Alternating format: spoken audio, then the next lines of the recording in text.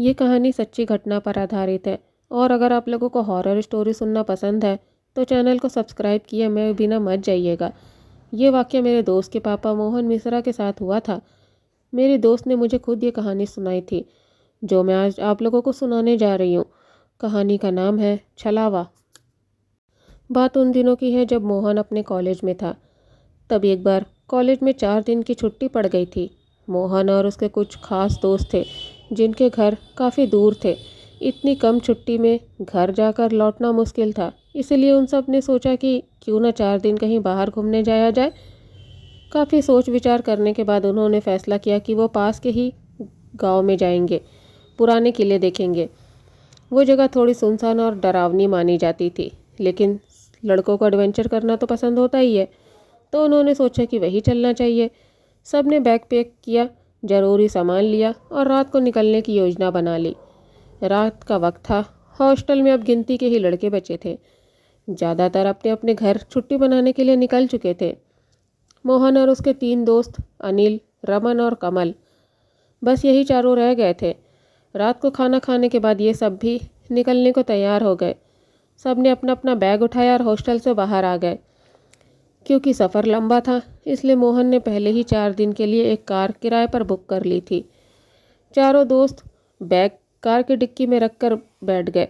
Mohan driving seat पर बैठ गया, रमन उसके बगल में बैठ गया और अनिल और कमल पीछे बैठ गए। जैसे ही गाड़ी हॉस्टल से निकल कर सड़क पर दौड़ने लगी, कमल ने बोर होते हुए बोला, यार मोहन, बोर हो रहा हूँ यार, कोई बढ़िया गाना प्ले करना। मोहन ने हंसते हुए गाड़ी का म्यूजिक सिस्टम ऑन कर दिया और गाने की धुन बजने लगी जो सबको झूमने पर मजबूर कर रही थी। म्यूजिक बजते ही तीनों दोस्त मस्ती करने लगे। कभी तालियां बजाते तो कभी गाने के साथ गुनगुनाते, तो कभी सीट पर ही बैठकर नाचने की कोशिश करने लगते। मोहन भी हाथ से स्टीयरिंग व्हील संभालते हुए मस्ती में झूम रहा था।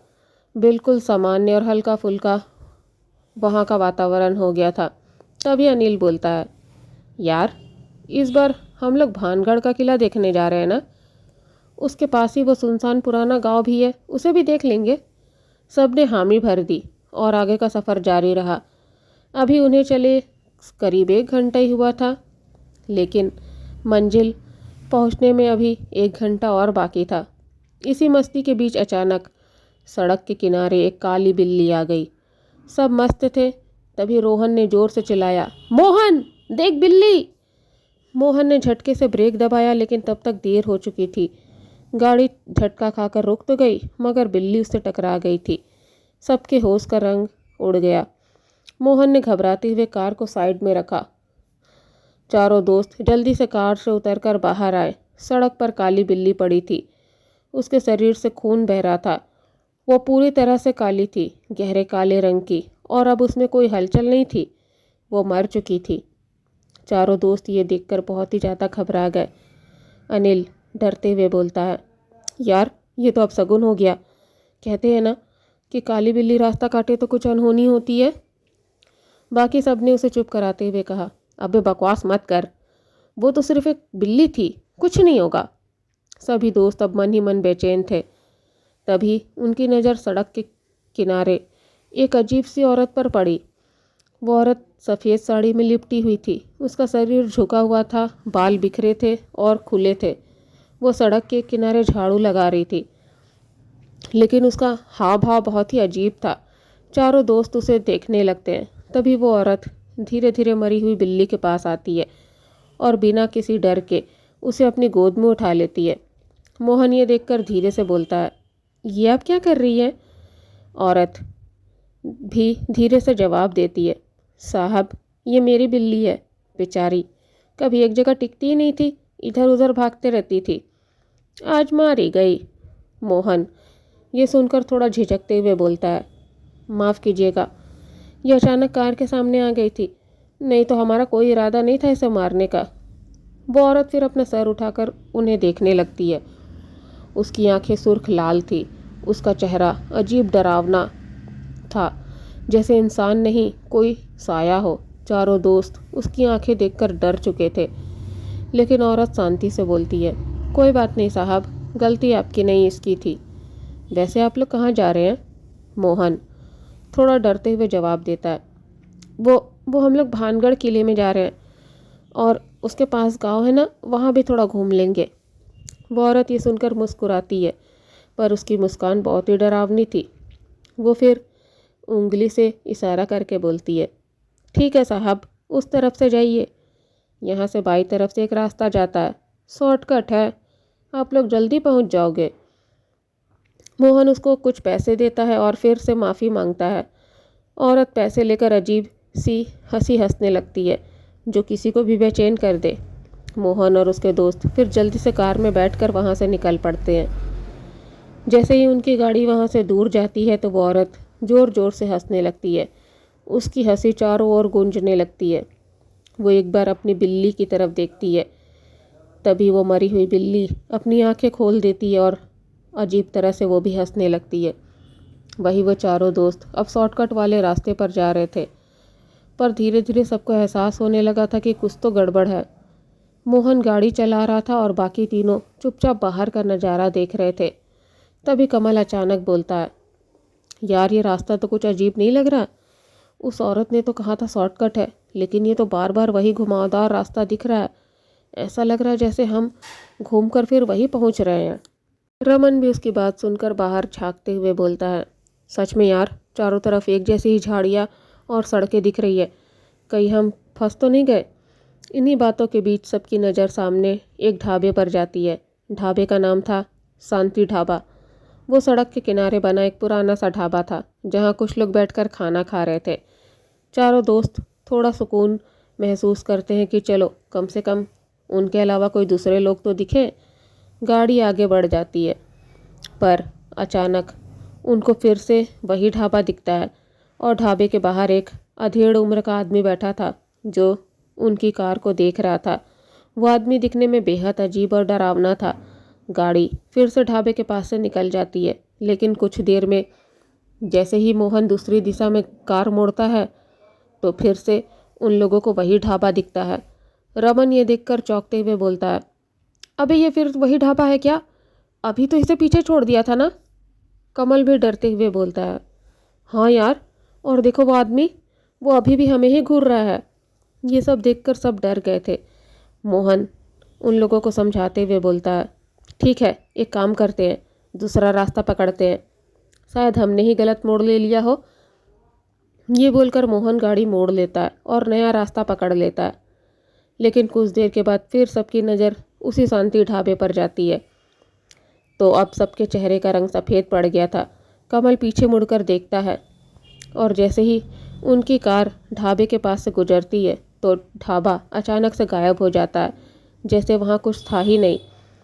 कमल ये देखकर बड़बड़ाते हुए चिल्लाता है, अबे देखो, ढाबा गायब हो गया, अभी तो यहाँ कुछ भी नहीं है। सभी घबराकर पीछे देखते हैं तो वहाँ अब कोई भी ढाबा नज़र नहीं आ रहा था। कमल डरते हुए बोलता है, मुझे लगता है हम किसी मुसीबत में फंस गए हैं, ये सब ठीक नहीं है। मोहन भी खुद को संभालते हुए बोलता है, चुप करो यार, पैनिक मत करो, वापस चलते हैं, उसी रास्ते पर लौटते हैं जहाँ बिल्ली मरी थी, ये शॉर्टकट छोड़ो।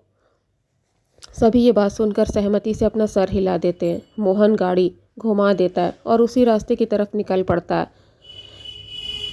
पर ये रात अब उनके लिए आसान नहीं होने वाली थी।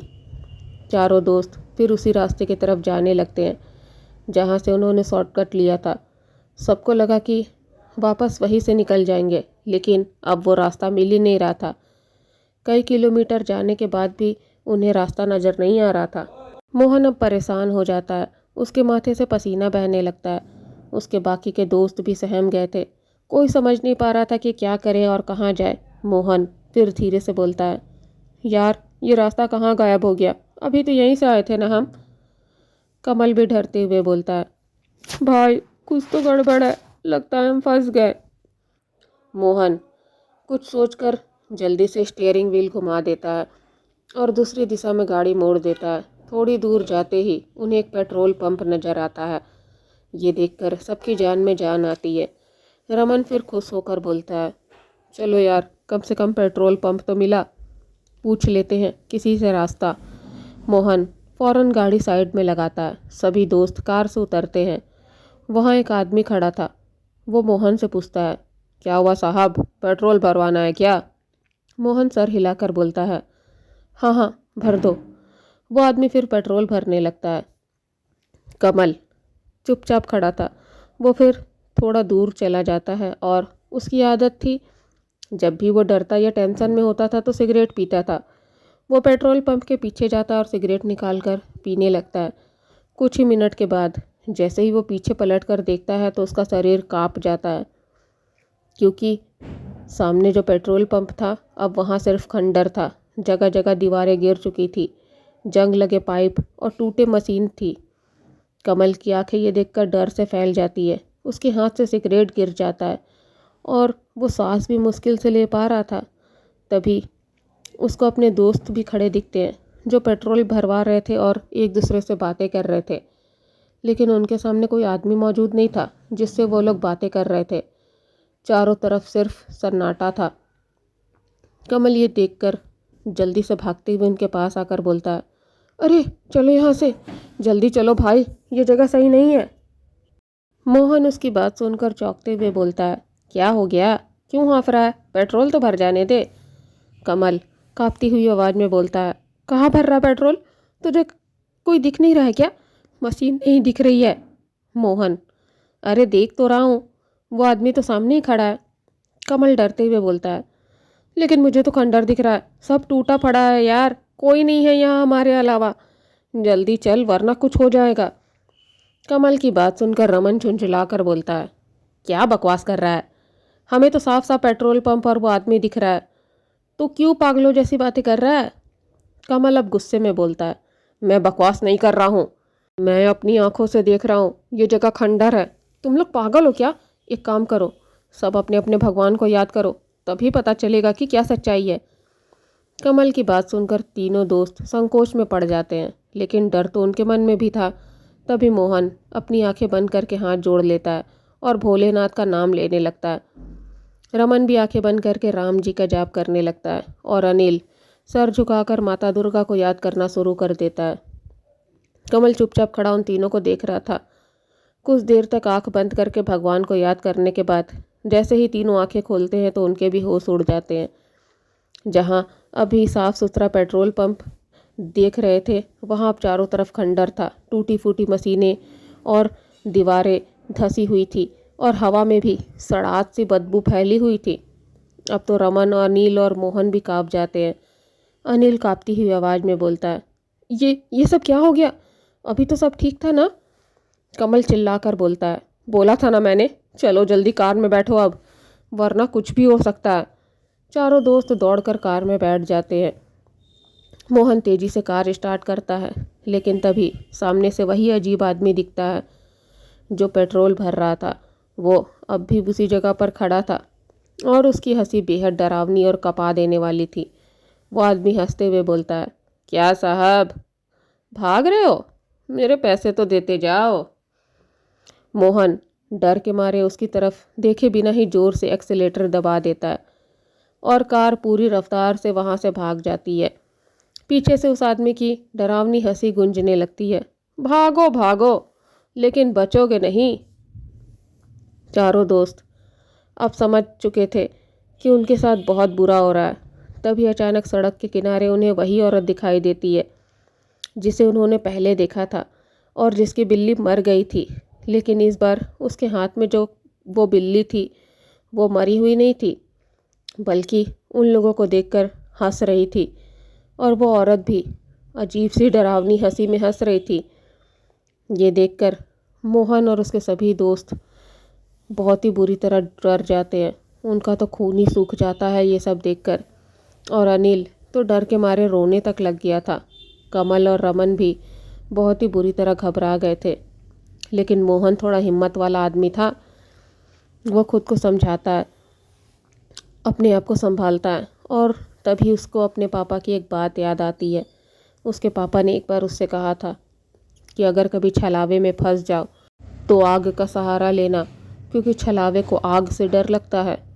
मोहन कमल की तरफ देखकर बोलता है, यार कमल, तेरे पास तो लाइटर है ना, जल्दी निकाल। कमल कांपते हाथों से लाइटर निकाल कर उसे दे देता है। मोहन हिम्मत जुटाता है और भोलेनाथ का नाम लेते हुए जलती हुई लाइटर को उस औरत के ऊपर फेंक देता है। लाइटर जैसे ही औरत के ऊपर गिरती है तो वो औरत ज़ोर से चीखने लगती है, आग नहीं आग। और उसका चेहरा जलने लगता है। साथ में उसके पास जो काली बिल्ली थी वो भी ज़ोर से चिल्लाने लगती है। तीनों दोस्त घबराकर उसे देख रहे थे, लेकिन मोहन ज़ोर ज़ोर से भोलेनाथ का जाप कर रहा था। हर हर महादेव, हर हर महादेव। थोड़ी देर में वो औरत और उसकी बिल्ली गायब हो जाते हैं। उनके गायब होते ही मोहन और उसके तीनों दोस्त देखते हैं कि वो वापस उसी सड़क पर पहुंच चुके हैं जहां से उन्होंने शॉर्टकट लिया था। और सबसे ज़्यादा हैरान कर देने वाली बात ये थी कि जहां से उन्होंने शॉर्टकट लिया था वहां सिर्फ अब जंगल और झाड़ियाँ ही दिख रही थी। वहां कोई भी रास्ता नहीं दिख रहा था। रमन ये देखकर डरते हुए बोलता है, यार ये शॉर्टकट तो है ही नहीं, तो फिर हम लोग कहाँ गए थे? मोहन भगवान का नाम लेकर बोलता है, शिव शंभू ने बचा लिया यार। ये बोलकर वो गाड़ी हॉस्टल की तरफ मोड़ देता है। सड़क अब सामान्य लग रही थी, गाड़ी सीधी चल रही थी, रास्ता भी साफ दिख रहा था, पर पीछे मुड़कर देखने की हिम्मत अब किसी में नहीं थी। कुछ घंटों के बाद आधी रात को वो सब अपने हॉस्टल लौट आते हैं। हॉस्टल पहुंचते ही सब चैन की सांस लेते हैं। कोई कुछ बोल नहीं रहा था, पर सबके चेहरे पर डर अभी भी नज़र आ रहा था। सुबह होते ही सब अपना अपना बैग उठाते हैं और अपने घर निकल पड़ते हैं। किसी ने भी भानगढ़ जाने की हिम्मत अब दोबारा नहीं की। वो रात, वो डर और रहस्य अब चारों की ज़िंदगी का डरावना हिस्सा बन चुका था, जिसे वो अब तक भूल नहीं पाए हैं और शायद ही कभी भूल पाएंगे। तो आशा करती हूँ कि आप लोगों को ये कहानी पसंद आई होगी। और जाते जाते एक बात बोलना चाहती हूँ कि एक बात हमेशा याद रखना, अगर आप भी किसी सुनसान वीराने रास्ते पर निकलते हैं तो कोशिश करना कि रात को सफ़र मत करो, और अगर मजबूरी में करना भी पड़े तो किसी भी अजनबी से बात मत करना, उससे कुछ लेना मत, चाहे वो दिखने में कितना ही मासूम या बूढ़ा ही क्यों न दिखे, क्योंकि कभी कभी वो इंसान कोई छलावा हो सकता है जो आपको अपनी दुनिया में फंसा सकता है। और अगर गलती से आप कभी ऐसे छलावे में फंस जाओ तो अपने पास हमेशा माचिस या लाइटर रखो, क्योंकि कहते हैं कि आग उन बुरी शक्तियों को जलाकर ख़त्म कर देती है। और सबसे ज़रूरी बात, अपने भगवान को सच्चे दिल से याद करते रहना, क्योंकि बुराई कितनी भी ताकतवर हो, ईश्वर का नाम उसकी सबसे बड़ी कमजोरी होती है। तो दोस्तों, इस किस्सा से सीख लो और अगली बार रात के सफ़र में सतर्क रहना, क्योंकि कौन जाने अंधेरे में कब कोई छलावा मिल जाए आपको। और जाते जाते चैनल को सब्सक्राइब करना मत भूलना। धन्यवाद।